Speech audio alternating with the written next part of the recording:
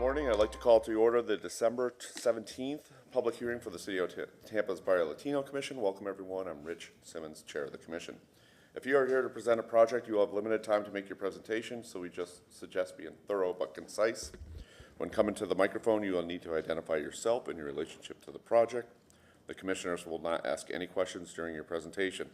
Your project should be presented in the following order: site plan, elevations, architectural details, wall sections. Staff presents staff reports. We will then ask for public comment. Please state and spell your name clearly if you're here to speak for or against the project. Following public comment, the commissioners will be asking questions in the same order as the presentation. Next, the applicant will have 5 minutes for rebuttal. After the public hearing will then be closed. After the public hearing is closed, no further testimony can be given. The commissioners will then discuss this case and make their decision based upon Chapter 27 of the City's Code of Ordinances, the design guidelines, the Secretary of Interior standards, Historic Preservation Development Review Committee comments, and the testimony given today at this public hearing. The BLC can only act on items that are within our specific jurisdictional responsibility. Owner agents are independently responsible to obtain any appropriate permits and/or approvals. If you haven't already done so, please silence your cell phones. We'll start with the introductions of the other commissioners, starting with Mr. Torres. Roberto Torres. Your turn. Richard Cahill. Vivian Salaga. And from staff today, we have Dennis Fernandez, Alexis Guzman, and from City Legal, Dana Crosby Collier. Okay, in our packet, we have the meeting minutes from November 19th. Has everyone had a chance to review? Can we entertain a motion? Move to approve as submitted. Second. All in favor of said motion, say aye. Aye. Opposed? Motion carries. Mr. Fernandez. Good morning, Commissioners. Dennis Fernandez, Architectural Review and Historic Preservation Manager. Just a couple points of business this morning. I do have the November 2024 staff approvals to enter into the record. We can accept those by motion towards the end of the agenda. On the agenda this morning, we have the opportunity to nominate for the Barrio's representation on the Community Advisory Committee. That is a position that rotates depending on the availability of individuals that volunteer for that on the board. We do have a position that's open, and here this morning to introduce the position and give you a summary is Cedric McCrae and Brenda Thrower, the City of Tampa's Economic Development Department. Good morning. Cedric McCrae, Interim Director for the City of Tampa Community Redevelopment Agency. Just wanted to touch base and with you all to formally make the request. As Ms. Fernandez just stated, we have a position that's open on our CACs. Some of you may know that we went through a major reorganization of our community advisory committees in 2023, and for the EBOR portion, there are 10 at-large members and then 10 ex officio members. The Barrio Latino would hold one of those ex officio seats. So what we're asking is that you all would appoint an individual to serve in that capacity. The term is 2-year terms, and it will be capped at 4 years, and then there will be discussion about reappointing someone in that ex officio seat. And Ms. Thrower is going to come up and just talk a little bit more about the meetings and what the requirements are on a monthly basis, and we'll take any questions that you all may have. Thank you. Thank you. Good morning. Brenda Thrower. I'm the Ybor City CRA Manager. So the requirements of the position is basically you would attend a monthly meeting. The meetings happen on the 4th Tuesday of the month at 4 p.m. and we meet at the Entrepreneur Collaborative Center, which is right on Palm Avenue in Ybor City. You would be representing, of course, the Barrio, but handling just really the Ybor City CRA. And I know the Barrio also extends north of the interstate, but this would be all projects or activities that happen that are part of the community redevelopment plan that are south of the interstate. So it means south of the interstate, and you would include from Nebraska over to 26th Street. It's almost identical to your line, except the bottom is a little bit different on the south end along Adamo. So those are the requirements. We meet 10 times a year, and in the new CAC policy, is that as a member, your obligation would be to meet at least, you cannot miss more than 3 meetings. So it's 10 meetings a year. We take a break in December, and we take a break in July. So if y'all have any other questions, I'm happy to answer them. And I know we have your chair, Rich Simmons, who is actually on the Barrio, so he's also a resource for you. And I believe Mr. Torres has been a former CAC member in the past, so it's pretty much you're familiar as well. So thank you. Thank you, Cedric and Brenda. Do you want to entertain a motion now, or do you want to go through your announcements and then? No, we can go ahead and entertain a motion now. I know Mr. Torres had expressed interest. I'm not sure if there are any others, but by motion, you would then agree to appoint that individual to fill this position. Well, I nominate Roberto Torres to serve in this as ex-officio for the Barrio Latino. And I second that. Thank you. Are there any I other? represent you guys proudly. Are there any other nominations? Nope. Okay. All in favor of said nomination, say aye. Aye. Opposed? Motion carries. Congrats. I know you'll serve us well. Good morning again, Cedric McCray, Interim Director for the Tampa CRAs. Just wanted to say thank you for your assistance in this matter, and Mr. Torres, we look forward to working with you in Ybor City. Yeah. Thank you. Congratulations.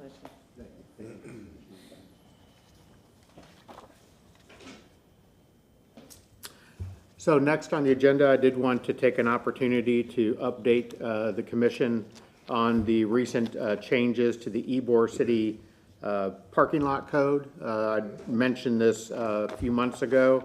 That was prior to the ordinance going into effect, so I wanted to kind of circle back on this.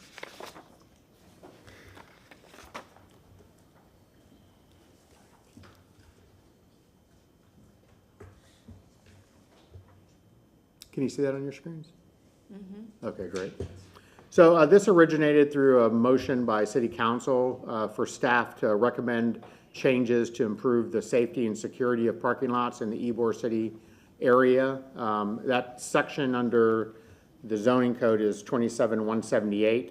And there was also kind of a focus on providing a safe environment for visitors to the district. So that focused in primarily on the requirement to have parking lot owner or parking lot personnel there, attendants, which was the term that was used in the prior code. There was a set of text amendments that were subsequently adopted and an ordinance that changed the code, which I will summarize now. That went into effect in October of 2024. So just to give you sort of a visual on the sequence of what was occurring over the last year and a half or so. During the summer of 2023, City of Tampa Code Enforcement, along with the Historic Preservation Division staff, began to inventory and inspect the surface parking lots primarily, but also structured parking lots in the Ybor City Historic District. There were 28 letters that were sent out to owners who essentially composed the group of ownership that ran the principal use paid parking lots in the historic district. Those letters were courtesy letters, just basically saying that those properties needed to be in compliance to 27-178, and to point out contacts within the city that the ownership could reach out to for assistance. In March, there was a 2024, there are subsequent re-inspections and reevaluations of the lots to ensure that there was no change in the number or the composition. We were having some parking lot owners who decided not to allow principal use parking lot anymore, no more paid parking lots. They just didn't want to bring the lots into, up to the code requirements. After that, there were a number of code enforcement cases that were open for lots that were determined not to meet the requirements. That would be that they did not have certificates of appropriateness, or they were not complying with the dimensional requirements for parking lots. Notice of violations were subsequently sent out, and that was going through the code enforcement process, and eventually in July of 2024, there was a code enforcement hearing with the code enforcement magistrate. A number of those parking lots were found to not be in compliance and were given essentially a period to February 5th, 2025 to come into compliance. Since then, the revised parking lot code has come into effect, and we've essentially realized some changes with that new code that will be affecting the board. And so that's one of my reasons to kind of bring that up today and to kind of review those with you.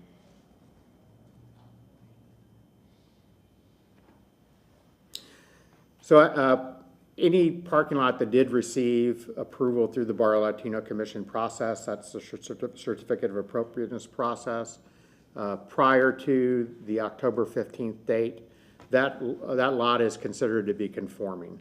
So regardless of what the changes that occurred after October 15th are, the lot prior to that. Now, that does not include the security requirements that I'll cover, but just the configuration and dimensional requirements.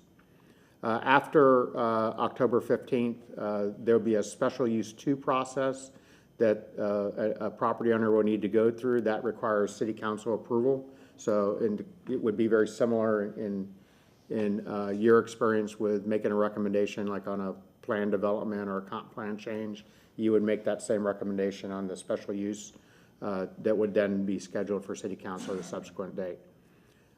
All applications, therefore, that are granted the special use would still be required to come through for the certificate of appropriateness process.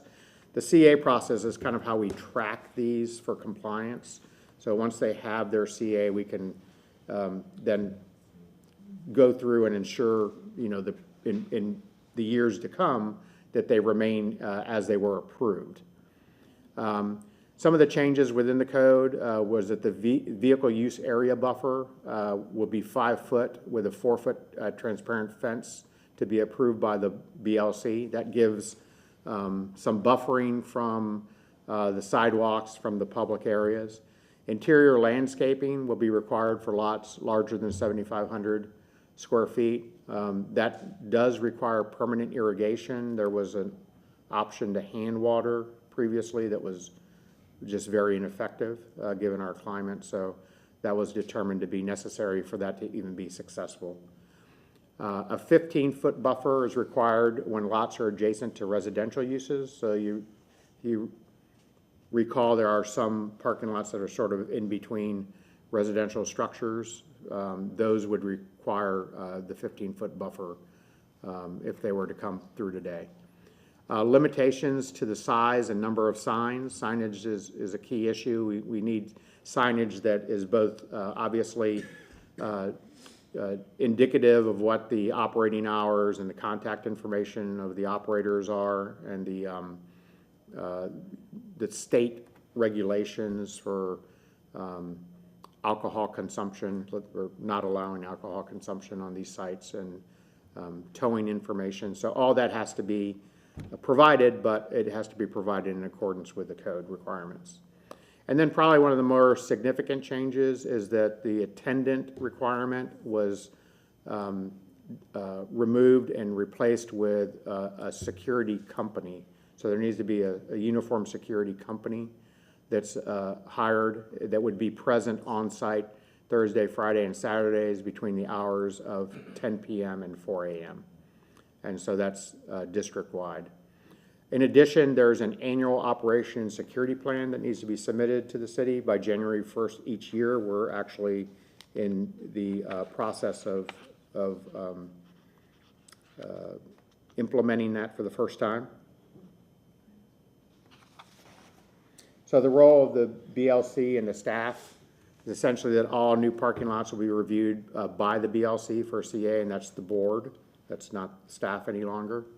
Minor changes to existing approved parking lots can be reviewed by staff. That's, I would say, to define minor, that would be a change that does not institute the expansion or the reconfiguration of a lot. In other words, if someone's coming in because they're putting a new program of signage on there, we would handle the signage. but not anything to do with a new lot or its configuration or reconfiguration. The Historic Preservation staff facilitates the process for the annual reporting requirements, and the zoning and code enforcement staff will oversee the security requirements, that those are being met, in real time through the on-site inspections, and they're working with TPD on that as well.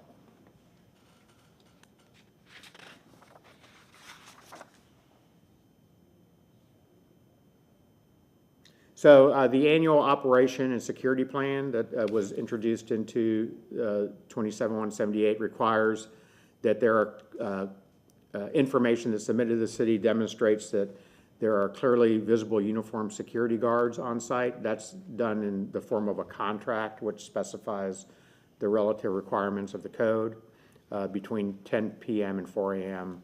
Thursday through Saturday.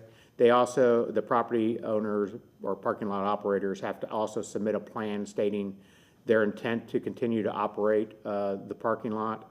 They have to present an illustration showing the configuration of the lot. That can be the certificate of appropriateness if that were issued. If it's not, then they would be required to acquire the certificate of appropriateness. Copy of the contract with the security company. Photos of all their posted signs on site, and then an affidavit attesting to compliance with the relative code section that they would be operating under. And so the first security plans are due January 1st. There were letters, courtesy letters that were sent out to the parking lot operators and the property owners earlier this month, and we are engaged in conversations with a number of those individuals. So that, I think, is a summary. I'm happy to answer any questions. It's a relatively new process, so we're still determining certain things along the way, but the code's very clear as to the expectations of the parking lot operators and their reporting requirements. Thank you. So on this, Dennis, most of this is like site-related issues, we'll have purview over fencing, buffers, kind of layout. We're not getting into security and manning type of issues. Yeah, the security component is going to really be more of a staff function. The code requires that the operators have, secured an agreement that provides the security and is being monitored, by city staff and Tampa Police Department. So the board really has no ability to affect that. The only issue the issues that the board would be looking at would be the configuration and landscaping selections, the fencing, lighting, those types of elements that are kind of more typical of what the areas that the board looks at. So the configuration of the lots, the number of parking places, the entry and exit points, those are going to be kind of predetermined by the transportation division, but the board would certainly have a role in determining the appropriateness of the lot, making sure that those buffers are in place and that adequate screening is in place as well. Would there still be allowances? There were, in that notation, that summary that you gave, it said that the buffer, the 5-foot landscape buffer would have a 4-foot transparent fence, but in some cases we have existing solid fences. Are those still allowed within that determination, or do they have to, starting, going forward, have to be those transparent fencing solutions? Well, there's language in the code that I did a summary, and that's, Okay. Sort of the language that's used within the code, but there's also an alternative design ability that a property owner, if they have a unique situation, they can present that. However, it would still have to be code compliant. So if it's a solid fence, it would need to be 3 feet. And then a transparent fence can be 4 feet under city code. Now the board could consider different heights depending on special situations, but that would be getting into an area of a variance. And that's just along the front, because when we get to the sides, then those have to be 6-foot fences. Understood. Okay, thank you. Questions? Anything else? All right, thank you. Thank you, Mr. Sure, Fernandez. thank you. Okay, Dana, we have conflict of interest, ex parte communications. Good morning, Commissioners. Dana Crosby Collier from the City Attorney's Office. Regarding the conflict of interest and ex parte communication disclosure, does any board member have a conflict of interest with any item on the agenda today? Okay. And has any member had an ex parte communication regarding any item on the agenda this morning? No. Thank you so much. Okay, thank you. Mr. Fernandez? We have one continuation to act upon. The continuation is necessary in order to preserve the applicant's noticing requirements. It is for BLC 25000015, the property located at 2914 North Nebraska Avenue, and there was a request made to continue that to the Tuesday, January 28th, 2025, public hearing at 9 a.m. The applicant is present in the audience today. I think we should just get a confirmation that that's their request for the date. Yes, we can press the. Okay, so with that, we would just need a motion in order to continue. I move to continue case BLC 25-00000015 for the property located at 2914 North Nebraska Avenue to the Tuesday, January 28th, 2025, public hearing at 9:00 a.m. I second. All in favor of said motion, say aye. Aye. Opposed? Motion carries to continue. With that, we would just need a motion to receive and file the, basically the administrative approvals from November. Motion to receive and file submitted documents and exhibits at this public hearing. Second. All in favor of said motion, say aye. Aye. Opposed? Motion carries. Okay. And with that, I'm sorry, pointing at me. Yeah, it looks like you're ready to say something. I was just going to thank everybody for your service throughout this year. It's our last meeting of 2024. I look forward to working with each of you in 2025, and I wish you and your families a very happy and festive holiday season. Thank you. Thank you, thank you. We appreciate Same that. to Wish you and all wish the you all staff. happy holidays and everything. Hope everyone's well and gets to spend some much needed time off. So, seeing no business before us, we are now adjourned. Thank you.